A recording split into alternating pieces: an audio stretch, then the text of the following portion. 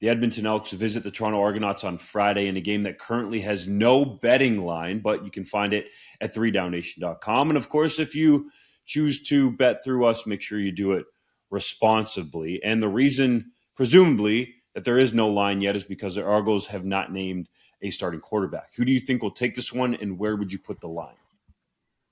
I would put this line at Toronto Argonauts -4. And the reason for that is generally home teams get 3 points anyway.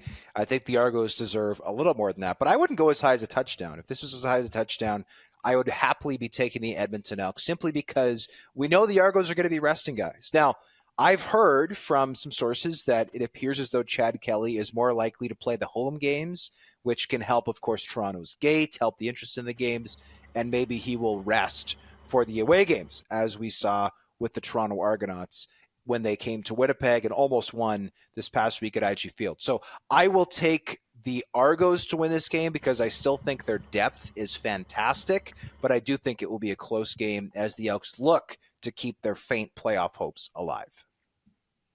The Elks just have more to play for here, and so I'm taking them because they've got a guy who plays as hard as anybody in the league when he has that opportunity in Trey Ford. I think they're going to come out of this game with a purpose, while the Argos are going to go through the motions, as we've seen in the past.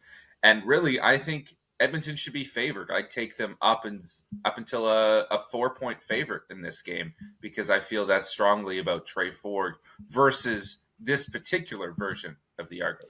Edmonton knows they got to have this game to keep their postseason chances alive. They're coming off a bye week, so I like Trey Ford in Edmonton to get it done. But that said, it's not going to be easy no matter who is out there in double blue for the Argonauts. I think they've shown, especially last week in Winnipeg, that even if they don't have their full complement of starters, that they can still be a very competitive team. So I'll take the Elks, but it ain't going to be easy.